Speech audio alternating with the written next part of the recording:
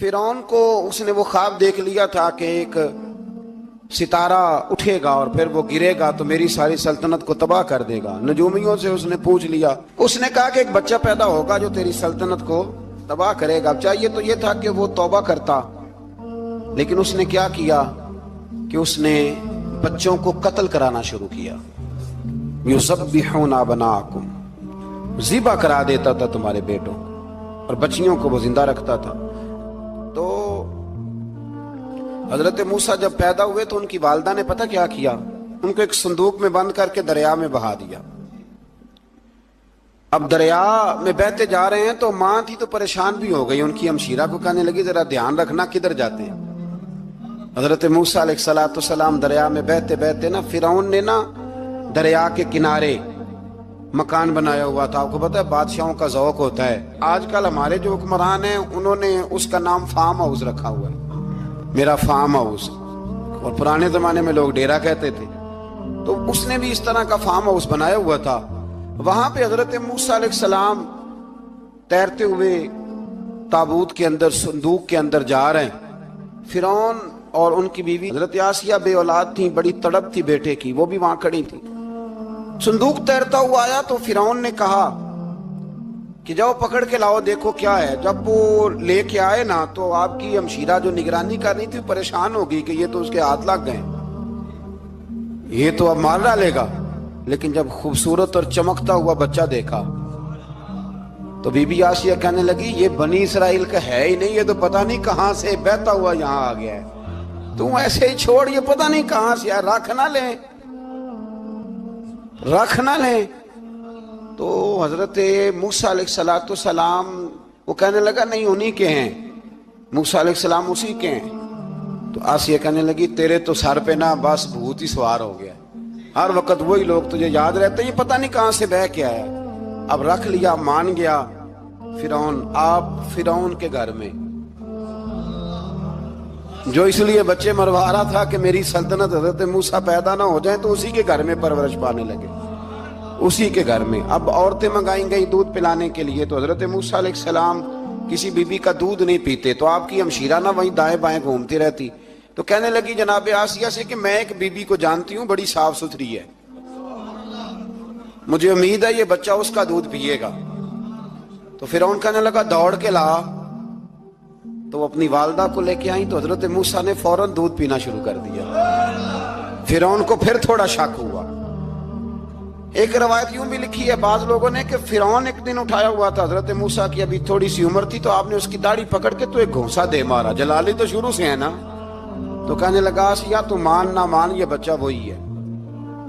تو حضرت be be Asiya کہنے لگی کہ تجھے غلط فہمی ہے، یہ وہ نہیں ہے۔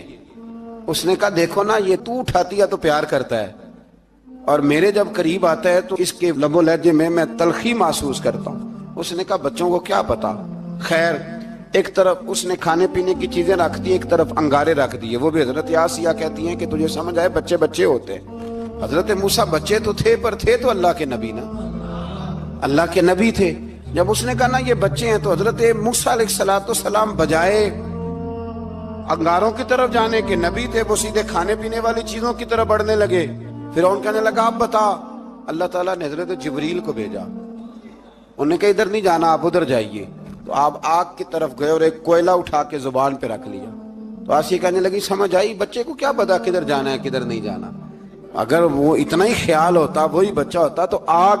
اور بعض مفسرین نے لکھا ہے یہ جو حضرت موسیٰ دعا مانگتے تھے نا رب اشرح لی صدری ویسر لی امری، یہ وہ آگ کا انگارہ جب کوئلہ منہ میں رکھا تھا نا تو اس کی وجہ سے زبان میں کچھ لکنت آ گئی، تو آپ دعا کرتے تھے کہ یا اللہ میری زبان کی وہ بند گرا کھول دے تاکہ میں کھل کے فرعون کے سامنے بات کر سکوں۔ وہیں حضرت موسیٰ پلنے لگے، وہیں پلے، وہیں جوان ہوئے، وہیں اللہ نے ساری دولتیں دی، بہن بھی ملی، ماں بھی ملی، اور سارے عزیزوں کا پیار بھی ملا۔ اسی گھر کے اندر اللہ نے پرورش کر کے فرعون کے ظلم سے بنی اسرائیل کو نجات عطا فرمائی۔ موسیٰ بھی فرعون کے گھر میں پلنے لگے، اور جب جوان ہو گئے تو فرعون کے ہاں جو ظلم ہوتا تھا حضرت موسیٰ اس پر بول پڑتے تھے، جلال فرماتے۔ تو فرعون پھر ناراض رہنے لگا، یہاں تک کہ اس نے آپ کو نکال دیا آپ تشریف لے گئے وہاں سے. تو حضرت موسیٰ ایک دن شام کے وقت دوبارہ آئے بستی میں، لوگ سوئے ہوئے تھے.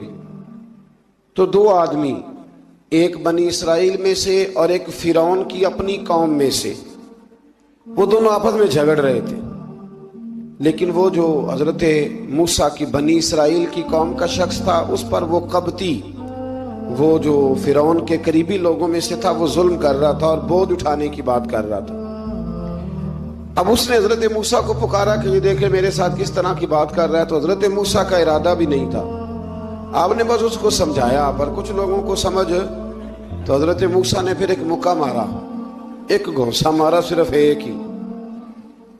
یہ کئی تگڑے اور دلیر اس طرح کے بھی ہوتے ہیں کہ گھونسا ایک بھی برداشت نہیں کرتے. وہ ایک مارا، آدمی دھڑام سے زمین پہ گرا اور ماری گیا. حضرت موسیٰ کا ارادہ نہیں تھا لیکن وہ مر گیا. حضرت موسیٰ علیہ السلام نے اس بات پر اپنے رب سے استغفار بھی فرمائی. قرآن کہتا ہے کہ انہوں نے معافی چاہی کہ اللہ میرا ارادہ نہیں تھا. بہرحال اگلے دن نا حضرت موسیٰ دوبارہ آئے.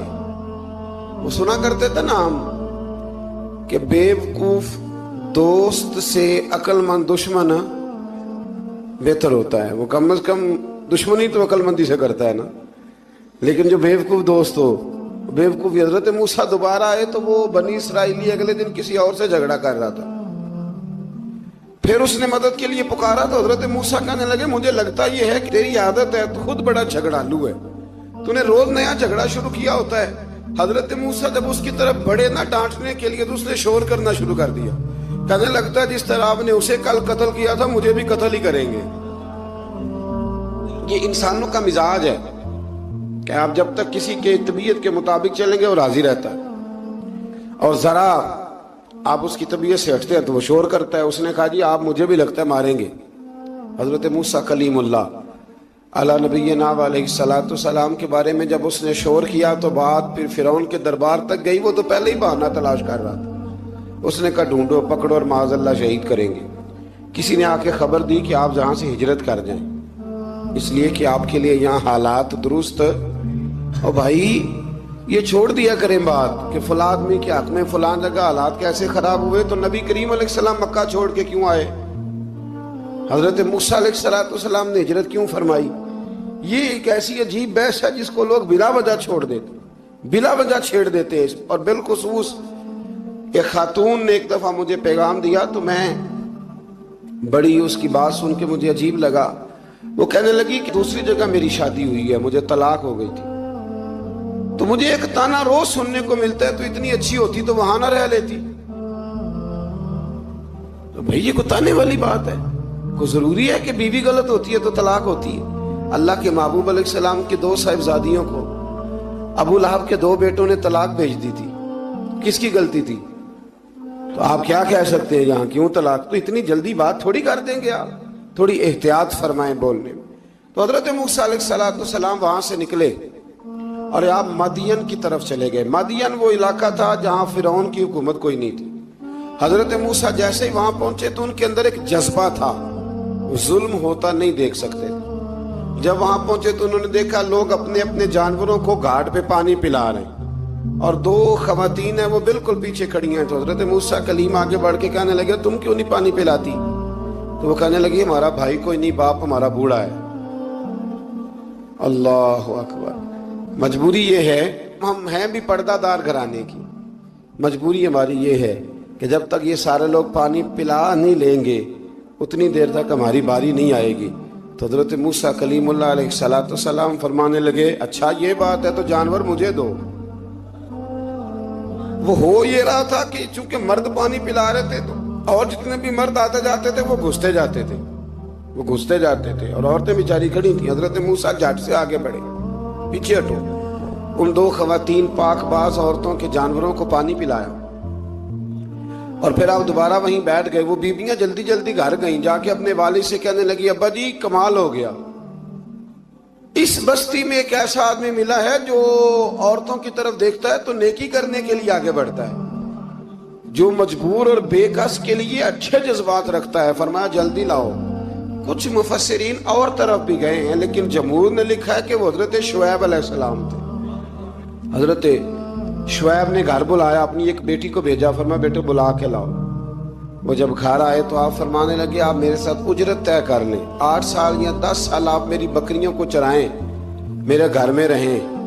اور پھر فوراً ہی فرمانے لگے اگر آپ ہمارے گھر میں رہیں گے، دیکھ بھال کریں گے، تو میں اپنی ایک بیٹی کا نکاح بھی آپ کے ساتھ کر دوں گا۔ تو 8 سے 10 سال حضرت موسیٰ نے وہاں قیام فرمایا۔ اور پھر جب آپ کا نکاح ہو گیا تو آپ اپنی بیوی کو لے کے مصر کی جانب جا رہے تھے، تو رستے میں نا ٹھنڈ زیادہ ہو گئی، تو اپنی زوجہ سے کہنے لگے وہاں آگ جل رہی ہے، میں تیرے لیے آگ لے کے آتا ہوں تاکہ تو تاپ سکے، گرمی حاصل کر سکے۔ وہاں گئے تو درخت سے آواز آئی موسیٰ میں تیرا رب ہوں۔ درخت سے آواز آئی موسیٰ میں تیرا رب ہوں۔ اور حضرت موسیٰ کلیم اللہ کو وہاں وحی آنی شروع ہوئی، وہاں وہی اللہ تعالیٰ نے انہیں وہ عصا عطا فرمایا جو پھر بعد میں اژدہا بنتا تھا۔ رب کریم نے وہیں حضرت موسیٰ کلیم کو وہیں ید بیضا عطا فرمایا۔ اپنا ہاتھ گریبان میں ڈال کے نکالتے تھے تو چاند اور سورج کی طرح روشنی دیا کرتا تھا۔ ید بیضا لیے بیٹھے ہیں اپنی۔ میں کبھی کبھی کہا کرتا ہوں کہ مولا کے دینے کے انداز بڑے انوکھے ہیں۔ بھائی یوسف کو کنویں میں پھینکتے ہیں تو اللہ مصر کا حکمران بنا دیتا۔ تو پھر حضرت موسیٰ وہاں سے واپس آئے اور آ کر کے آپ نے دوبارہ وہ سارا نظام زندگی شروع فرمایا۔ موسیٰ علیہ السلام نے ان کو دعوت حق دی اور کہا کہ میں تمہارے پاس واضح نشانیاں لایا ہوں، بنی اسرائیل کو میرے ساتھ بھیج دو۔ فرعون نے معجزات پیش کرنے کے لیے کہا تو حضرت موسیٰ علیہ السلام نے اپنا عصا زمین پہ ڈالا، اپنا عصا، اپنی چھڑی، اپنا ڈنڈا زمین پہ ڈالا تو وہ ایک واضح اژدہا بن گیا۔ پھر حضرت سیدنا موسیٰ علیہ السلام نے اپنا ہاتھ گریبان سے نکالا تو وہ دیکھنے والوں کے لیے روشن ہو گیا، ہاتھ کے اندر نور پیدا ہو گیا۔ ید بیضا لیے بیٹھے ہیں اپنی آستینوں میں۔ فرعون کے سرداروں نے حق کو قبول کرنے کی بجائے اسے جادو قرار دے دیا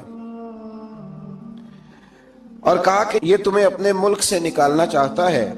انہوں نے کہا اس معاملے کو ذرا ڈھیل دو اور جادوگروں کو جمع کرو۔ جادوگر آئے، انہوں نے فرعون سے کہا کہ ہم حضرت موسیٰ کے مقابلے میں جادو تو دکھائیں گے معاذ اللہ، لیکن اگر ہم غالب آ گئے تو پھر ہمارا انعام کیا ہوگا؟ سودا پہلے طے کرنا ہے، کیا انعام ملے گا؟ اس نے کہا کہ اگر تم غالب آ گئے تو میں تمہیں اپنا قریبی بنا لوں گا۔ بادشاہوں کا قریبی ہونا بھی تو بڑی بات ہے نا، لوگ بڑے پاپڑ بیلتے ہیں قریبی ہونے کے لیے، اور یہ جو قریبی ہوتے ہیں نا، بالخصوص جو بادشاہوں کے قریبی ہوتے ہیں، بادشاہوں کی تباہی کا سبب بھی یہی لوگ ہی بنتے ہیں۔ یہ ان کو روز خبر دیتے ہیں کہ سب اچھا ہے، سب اچھا ہے، اور دنیا کے زیادہ تر حکمران انہی لوگوں کی وجہ سے تباہ ہوتے ہیں کیونکہ ان کا خود عوام سے رابطہ نہیں رہتا۔ اگر وہ خود عوام کے ساتھ ڈائریکٹ رابطہ کریں تو شاید انہیں اچھی اور صاف ستھری چیزیں سمجھنے کو مل جائیں۔ خیر، جادوگروں نے جب کہا ہمیں کیا لوگے تو اس نے کہا تمہیں قریبی بنا لوں گا۔ جادوگروں نے موسیٰ علیہ السلام سے کہا کہ آپ پہل کریں گے یا ہم پہل کریں؟ تو موسیٰ علیہ السلام نے کہا تم پہل کرو۔ جب جادوگروں نے اپنی رسیاں زمین پہ ڈالیں تو لوگوں کی نگاہوں کو سحر زدہ کر دیا، جادو کر دیا اور انہیں ڈروا دیا۔ انہوں نے کہا یہ تو بڑا جادو لے آئے۔ اللہ تعالیٰ نے حضرت موسیٰ علیہ السلام کو حکم دیا کہ آپ بھی اپنا عصا زمین پہ ڈالیں۔ ان کی رسیاں سانپ بن گئی تھی نا، دراصل وہ سانپ بنی نہیں تھی، لوگوں کی آنکھوں پر جادو ہو گیا تھا، انہیں سانپ نظر آ رہا تھا۔ فرمایا آپ بھی اپنا عصا زمین پہ ڈالیں۔ وہ عصا سانپ بنا اور جادوگروں کی ساری چیزوں کو نگل ہی گیا۔ ان کی بہت ساری رسیاں سانپ بنی تھی، ان کا ایک ہی عصا سانپ بنا اور سب کو نگل گیا۔ اس طرح کے معجزے کی حقانیت اور جادوگروں کا بطلان ثابت ہوا اور فرعونی رسوا ہو گئے۔ جادوگر سجدے میں گر گئے اور اللہ پر ایمان لے آئے۔ فرعون نے انہیں دھمکی دی کہ تم میری اجازت کے بغیر ایمان لے آئے ہو، میں تمہارے ہاتھ اور پاؤں مخالف سمت سے کاٹ دوں گا، یعنی الٹا ہاتھ کاٹ دوں گا، سیدھا پیر کاٹ دوں گا، میری بغیر اجازت ایمان لے آئے ہو، اور تمہیں سولی پہ بھی چڑھوا دوں گا۔ انہوں نے کہا کہ ایمان لانے کی پاداش میں تم ہمیں سزا دینا چاہتے ہو؟ پھر انہوں نے اللہ تعالیٰ سے صبر اور استقامت کی دعا کی۔ اس کے بعد فرعون نے بنی اسرائیل کے بیٹوں کو قتل کرنے کی اور بیٹیوں کو زندہ چھوڑنے کا حکم دے دیا۔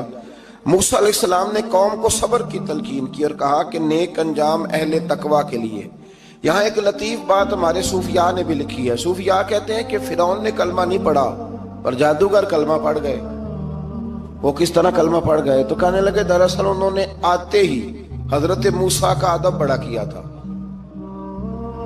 جادوگر حضرت موسیٰ کے مقابلے میں آ کے بھی ان سے کہتے ہیں کہ رسیاں آپ پہلے ڈالیں گے کہ ہم ڈالیں؟ آپ اصحاب پہلے رکھیں گے کہ ہم رکھیں؟ تو اتنا سا ادب کیا تو رب کریم نے فرمایا جو نبی کا ادب کرے وہ بے ایمان نہیں رہ سکتا۔ جو نبی کا ادب کرے وہ بے ایمان نہیں رہ سکتا، اور جو نبی کی بے ادبی کرے وہ ایماندار نہیں رہ سکتا۔ ختم ہو گئی بات۔ یہاں ہمارے صوفیاء نے یہ بات لکھی ہے کہ چونکہ انہوں نے آتے ہی کہا تھا کہ آپ پہلے ڈالیں گے یا ہم پہلے ڈالیں، تو حضرت موسیٰ سے انہوں نے پوچھ لیا، نبی کے پوچھے بغیر پہل نہیں کی تو اللہ نے انہیں ایمان کی دولت عطا کر۔ اللہ تعالیٰ نے فرعونیوں پر قحط سالی کا عذاب نازل کیا۔ فرعونیوں کا طریقہ یہ تھا کہ اچھائی کو اپنا کمال گردانتے تھے، کہتے تھے یہ ہماری طرف سے، اور برائی کو معاذ اللہ بدشگونی کے طور پر موسیٰ علیہ السلام کی طرف منسوب کرتے تھے، کہتے تھے معاذ اللہ آپ کی وجہ سے یہ سارا کچھ ہو رہا ہے۔ ہوتے نا نہیں کہتے ہیں جب سے میں وہاں گیا ہوں تب سے۔ ہمارے بزرگ ایک لطیفہ بھی سنایا کرتے تھے کہ کسی زمیندار نے نماز پڑھنی شروع کی تھی تو اس کے جانور مرنے شروع ہو گئے۔ اب لوگ سمجھتے ہیں کہ معاذ اللہ شاید یہ کسی بزرگ کے سبب سے ایسا ہے، حالانکہ یہ تو اللہ کی طرف سے آزمائش ہوتی ہے، اس کی حکمتیں ہوتی ہیں۔ اللہ تبارک و تعالیٰ نے ان پر عذاب کیا نازل کیا؟ آیت نمبر 130 اور 143 کبھی آپ سورہ اعراف کی پڑھیں تو اللہ تعالیٰ نے ان پر ٹڈیوں کا، جموں کا، مینڈکوں کا اور خون کا عذاب نازل کیا۔ یہ کس قسم کا عذاب ہے؟ جمعے پڑ گئے، ٹڈیاں آ گئیں، یہ اللہ نے عذاب نازل کیا۔ جب وہ عذاب میں مبتلا ہوئے تو موسیٰ علیہ السلام سے کہا کہ آپ اللہ سے دعا کریں کہ ہم سے یہ عذاب ٹل جائے، اگر ایسا ہوا تو ہم ایمان لے آئیں گے، بنی اسرائیل کو بھی آزاد کر دیں گے۔ لیکن موسیٰ علیہ السلام کی دعا کے نتیجے میں جب عذاب ٹل جانے کے بعد فرعونی پھر اپنے وعدے سے پھر گئے۔ بنو قریظہ والوں نے بھی کئی دفعہ حضور سے وعدے کیے پر اپنے وعدوں پر قائم۔ ایک بات آپ سے یہاں روک کے عرض کر دوں، ہم بھی کئی دفعہ کہتے ہیں ذرا بریک کبھی گاڑی کی نہیں نہ لگتی تو ہم ارادہ کرتے ہیں کہ آج سے ہی نماز شروع کر دینی ہے۔ ذرا طبیعت زیادہ لیل ہوتی ہے تو ارادہ کرتے ہیں نا کہ بھائی آج کے بعد ہم نے نیک، پھر کیا ہوتا ہے شفا ہو گئی تو چھٹی ہو گئی۔ یہ طریقہ درست نہیں، یہ تو کفار کا طریقہ بیان کیا نا قرآن پاک نے۔ یہاں فرمایا جب اللہ تبارک و تعالیٰ نے انہیں نجات دے دی تو اپنے وعدے سے مکر گئے، تو پھر اللہ تبارک و تعالیٰ نے بنی اسرائیل کو سمندر پار کر کے ایسی قوم کے پاس پہنچا دیا جو بتوں کی پرستش کرتی تھی۔ وہ تو بچ گئے لیکن فرعونی سارے دریا کے اندر غرق ہو گئے۔ حضرت موسیٰ علیہ السلام سے کہنے لگے کہ ہمارے لیے بھی یہ خدا بنا دیجئے۔ حضرت موسیٰ علیہ السلام نے فرمایا بت پرستی کرنے والے جاہل ہیں۔ یہ بت پرست قوم کے پاس جب گئے نا بنی اسرائیل والے، بت پوجتے ہوئے دیکھا تو کہنے لگے ہمارے لیے بھی سامنے بنا کے رکھ دو۔ فرمایا یہ تو جاہل ہیں، تم انہیں دیکھ کے اثر قبول کر رہے ہو، اور اپنی جاہلیت کے باعث یہ ہلاک ہونے والے بھی ہیں۔ پھر اللہ تعالیٰ نے بنی اسرائیل پر اپنی نعمتوں کا ذکر فرمایا، اور موسیٰ علیہ السلام نے اپنی قوم میں ہارون علیہ السلام کو اپنا جانشین فرمایا اور کوہ طور پر تشریف لے گئے۔ اللہ نے فرمایا وہاں آ جائیں، میں آپ کو تورات عطا کرتا ہوں۔ 40 دن کا یہ عرصہ تھا۔ موسیٰ علیہ السلام نے وہاں پہ جا کے، وہ سارا واقعہ بھی انہی آیات میں ہے کہ حضرت موسیٰ نے عرض کیا تھا کہ رب ارنی، یا اللہ میں تجھے دیکھنا چاہتا ہوں، تو فرمایا لن ترانی، تو نہیں دیکھ سکتا۔ وہ بھی یہاں اللہ نے ذکر فرمایا۔ پھر اللہ تعالیٰ نے اپنی ایک تجلی جب کوہ طور پہ ڈالی تو حضرت موسیٰ علیہ السلام تاب نہ لا سکے اور بے ہوش ہو گئے، اور پہاڑ بھی ریزہ ریزہ ہو گیا۔ اس کا ذکر بھی اللہ نے انہی آیات میں فرمایا۔ آیت نمبر 144 سے 155 تک حضرت موسیٰ علیہ السلام کو رسالت عطا کرنے، کلیم اللہ کا منصب عطا کرنے، تورات عطا کرنے کا ذکر ہے۔ آگے چل کے بتایا کہ جو متکبر لوگ ہیں نا وہ آیات الہیہ سے منہ پھیرتے ہیں، اور جو لوگ اللہ کی آیات اور قیامت کو جھٹلاتے ہیں ان کے اعمال باطل ہیں۔ پھر موسیٰ علیہ السلام کے کوہ طور پر قیام کے عرصے میں بنی اسرائیل کے زیورات سے بچڑا بنا کر اسے معبود بنانے کا ذکر ہے۔ ان میں ایک جادوگر تھا سامری، سنا ہے سلالہ میں اس کی قبر ہے۔ حضرت موسیٰ کوہ طور پہ چلے گئے تو اس نے پیچھے سے سونے کا ایک بچڑا بنا لیا، اس میں سونے کی تاریں اس کے منہ میں لگائیں، ہوا چلتی تھی تو بجتی تھی۔ اتنے کمزور عقیدے کی یہ قوم تھی کہ انہوں نے فٹافٹ ماننا شروع کر لی، فٹافٹ ماننا، کہنے لگے یہ ٹھیک ہے۔ چنانچہ موسیٰ علیہ السلام جب واپس آئے تو قوم پر غصے اور افسوس کا اظہار فرمایا اور کہا میرے پیچھے تم نے ایسا برا کام کیا ہے۔ انہوں نے تورات کی تختیاں بھی زمین پہ ڈالی اور اپنے بھائی ہارون علیہ السلام کا سر پکڑ کے اس سے جواب طلبی کی۔ انہوں نے کہا اے میرے ماں جائے، بڑے خوبصورت لفظ ہے قرآن پاک، اے میرے ماں جائے، اے میرے بھائی، قوم نے مجھے بے بس کر دیا اور قریب تھا کہ یہ مجھے قتل بھی کر دیتے۔ اب آپ مجھ پر سختی کر کے دشمنوں کو ہنسنے کا موقع نہ دیں، کبھی بھی دشمنوں کو اپنے اوپر ہنسنے کا موقع نہ دینا چاہیے۔ پھر آیت نمبر 151 میں موسیٰ علیہ السلام کی دعا اور کلمات استغفار کا ذکر ہے۔ آگے چل کے بتایا کہ غصہ ٹھنڈا ہونے پر موسیٰ علیہ السلام نے تورات کی تختیوں کو اٹھایا جن کی تحریر میں اللہ سے ڈرنے والوں کے لیے ہدایت اور رحمت کی بشارت تھی۔ آیت نمبر 156 سے لے کر 158 تک میں موسیٰ علیہ السلام کی دعا کا ذکر ہے، جس میں انہوں نے اپنی قوم کے لیے اللہ تعالیٰ سے دنیا اور آخرت کی بھلائی مانگی۔ اللہ تعالیٰ نے فرمایا یہ کامل نعمت میں ان لوگوں کو عطا کروں گا جو ایمان کے ساتھ تقوی بھی اختیار کریں گے، یہ انہیں ملے گی نعمت، اور پھر وہ زکوٰۃ دیں گے اور اس عظیم رسول یعنی نبی کریم صلی اللہ تعالی علیہ وآلہ وسلم کی وہ پیروی کریں گے۔ حضرت عبداللہ ابن عمر رضی اللہ تعالیٰ عنہ فرماتے ہیں کہ مغرب کی نماز پڑھ کے کچھ لوگ گھر چلے گئے، ہم لوگ بیٹھ گئے کہ تھوڑا سا تو ٹائم ہے، عشاء پڑھ کے جائیں گے۔ فرماتے ہیں اللہ کے محبوب علیہ السلام بھی تشریف لے گئے، تھوڑی دیر کے بعد محبوب اس تیزی سے تشریف لائے کہ مقدس سانس پھولا ہوا محسوس ہو رہا تھا۔ ہم نے عرض کی یا رسول اللہ ہمارے ماں باپ قربان، کیا ہوا؟ تو محبوب فرمانے لگے کیا کر رہے ہو؟ عرض کی یا رسول اللہ نماز، سوچا ہے چلو تھوڑا سا تو ٹائم ہے، بیٹھتے ہیں اللہ اللہ کرتے ہیں، عشاء پڑھ کے جائیں گے۔ تو محبوب فرمانے لگے میرے پاس جبریل امین آئے ہیں، انہوں نے آ کے عرض کی یا رسول اللہ آپ کے غلام مسجد میں بیٹھے ہیں عشاء کی نماز کے انتظار میں، اور رب فرشتوں کے سامنے ان پر فخر فرما رہا ہے۔ یہ جو عبادت ہے نا نفلی، یہ طاقتور کرتی ہے بندے کو۔ حضور فرماتے ہیں کہ جب بندہ نفل پڑھتا ہے تو اللہ فرماتا ہے پھر تو میں اس کے ہاتھ بن جاتا ہوں، پیر بن جاتا ہوں۔